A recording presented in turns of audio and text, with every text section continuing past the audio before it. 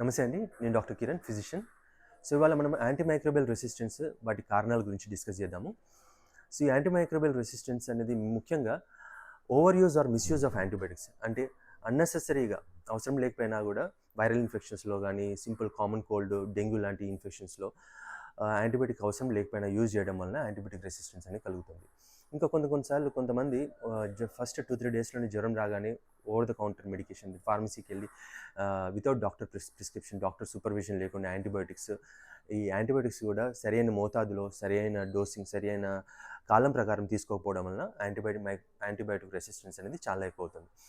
ఇంకా ఈ మధ్యకాలంలో చాలా మటుకు ఈ పౌల్ట్రీస్లో మీట్లో ఇంకా మన ఫిష్ ఫార్మింగ్లో ఈ యాంటీబయాటిక్స్ని గ్రోత్ ప్రమోటర్స్ లేకపోతే వాటికి ఇన్ఫెక్షన్ కంట్రోల్ చేయడానికి యాంటీబయాటిక్స్ యూజ్ చేస్తారన్నమాట. వాటి వలన ఈ మిల్క్ ప్రోడక్ట్స్, డైరీ ప్రోడక్ట్స్, ఇంకా మీట్లో, ఫిష్లో లో లెవెల్ ఆఫ్ ఈ యాంటీబయాటిక్ రెసిడ్యూస్ అనేది ఉంటాయి. సో వాటి వలన మన బాడీకి, హ్యూమన్స్కి లో లెవెల్ ఆఫ్ యాంటీబయాటిక్ ఎక్స్పోజర్ జరుగుతుంది. దీనివల్ల కూడా యాంటీమైక్రోబియల్ రెసిస్టెన్స్ అనేది చాలా ఎక్కువ అవుతుంది.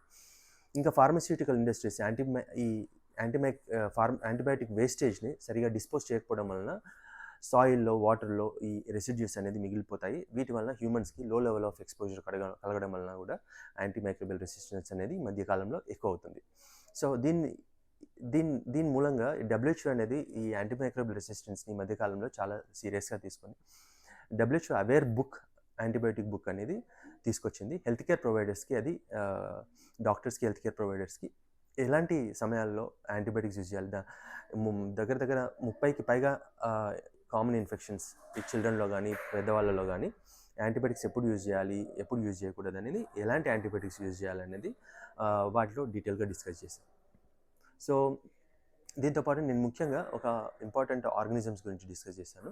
ఎస్కేపీ ఆర్గానిజమ్స్ ఈ మధ్యకాలంలో ఇవి చాలా రెసిస్టెంట్. ఎస్కేపీ అంటే ఎంట్రోకోకస్ ఫీషియం, క్లెప్షియల్లా న్యూమోనియా, అసిటోబ్యాక్టర్, ఇంకా ఎంట్రోబ్యాక్టర్, ఇవన్నీ క్లెప్షియల్లా న్యూమోనియా, ఇవన్నీ ఈ 7 మైక్రో ఆర్గానిజమ్స్ ఈ మధ్యకాలంలో latest antibiotics, high and antibiotics కూడా రెసిస్టెన్స్.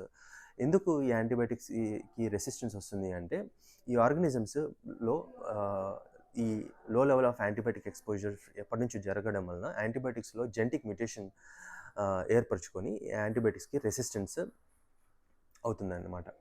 సో అందుకే WHO ఈ మధ్యకాలంలో లేటెస్ట్ యాంటీబయాటిక్స్ పైన చాలా రీసెర్చ్ చేస్తున్నారు. ఇంకా యాంటీబయాటిక్సే కాకుండా ఈ యాంటీమైక్రోబియల్ ఏజెంట్స్ లాగా ఈవెన్ కొన్ని బ్యాక్టీరియాని కూడా డెవలప్మెంట్లోకి